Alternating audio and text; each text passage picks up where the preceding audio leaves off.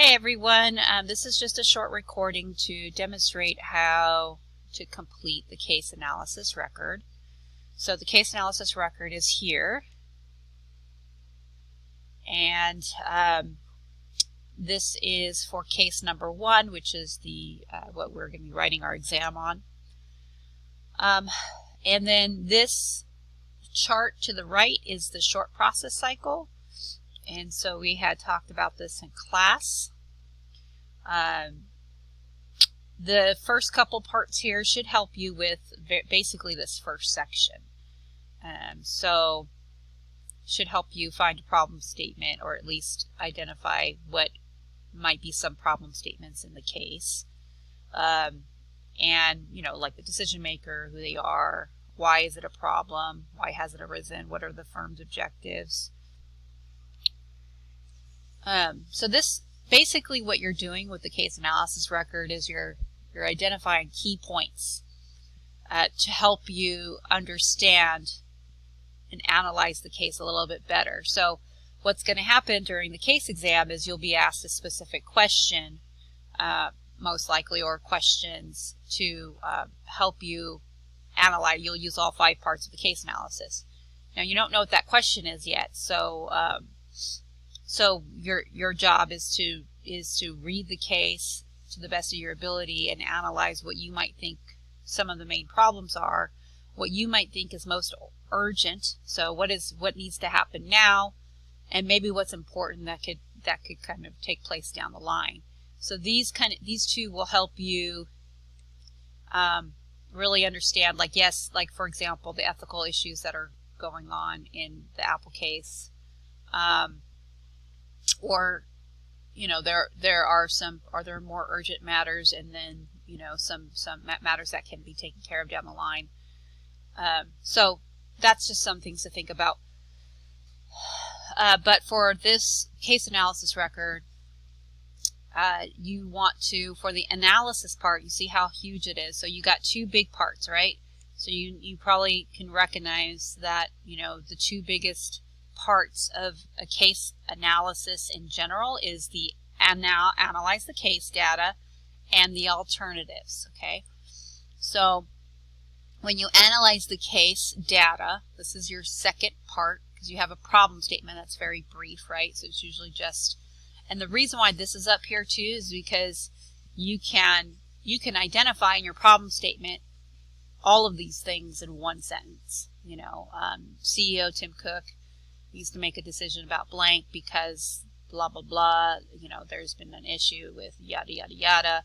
So and he doesn't have a lot of time, you know, he only has 5 days to make the decision. So so you can see that could help you a little bit with the problem statement, and then the analysis is where you kind of dive deeper into that. So you only have one problem statement, one sentence, kind of like your thesis statement. But you don't present any solutions in there. Okay, you don't get to the solutions until later. And then your analysis essentially is just examining the dimensions, the dynamics of the problem or issue, and the significance of the facts for the firm's objectives. So you want to ask questions and answer questions like, where did this problem come from? How did it affect the business? What will happen if the problem's not addressed? So these are sort of like cause-effect. This is like a cause-effect analysis. So you want to apply course-related theories, concepts, and tools. You know, if you have any outside business knowledge, you can apply those. And since this is a unit on ethics, you could maybe ask, for example, ethical implications of the case. What frameworks can be applied? What are the causes and effects of the problem? Okay, so for example, where did the problem come from again, and what might happen if the problem is not addressed? Okay, so you can even think back to the Harvard Business Review supplemental reading from 1989 that addressed different issues about codes of ethics and things like that, that, you know, maybe some companies have or don't have. and what are implications when ethics are not applied in the corporate world. And then your alternatives section, which we'll go over in class too, but in order for you to get to that perfect solution, you must present alternatives to solve the problem and consider different approaches in solving and analyzing the problem, including benefits and drawbacks. So in the case exam, you're only going to have time and then to actually present 2 alternatives, and that's all that's required. You don't want more than 2. But when you are practicing, you can present multiple alternatives.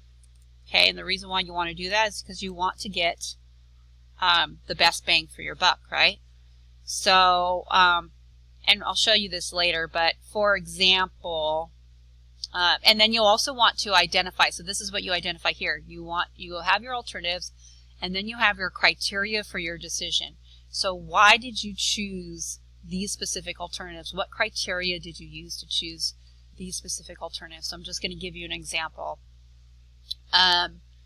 If you decided you needed to buy a house, right, what features, would you be looking for? And then how would you order those features to come up with the best solution? So let's say, you wanted a good school, a good commute to work, a decent price, a big backyard, something like that. Well, we can't, in a perfect world, get all of those things, so we have to kind of make sacrifices sometimes. And so we choose the best solution for our, that fits our criteria, that fits our, so let's say we have a nice price, but we have to, sacrifice the commute, we have a great school, but a little high priced. A great school, big backyard, little high priced, so maybe those are some of the things that you're thinking about when you're coming up with alternatives. You can't have everything perfect, right? And then ultimately here you want to make a decision. So based on the above, what is the best decision you want to make? Okay, you must make a decision to resolve the problem, so you can select one of your alternatives. And then reasoning of why it's the most effective. You also want to include here more effective than the others, and then you want to address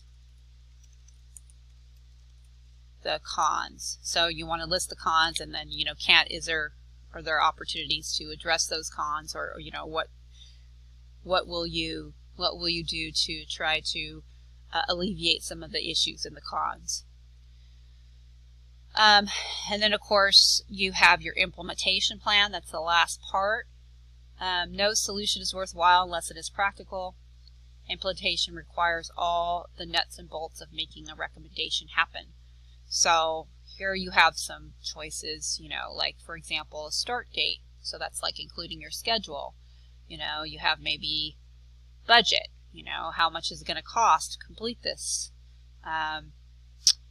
Maybe you have maybe you have a specific time you need to complete. So you have a start date, but then you have specific times, like, okay, month 1, this is going to be done, month 2, month 3 type thing.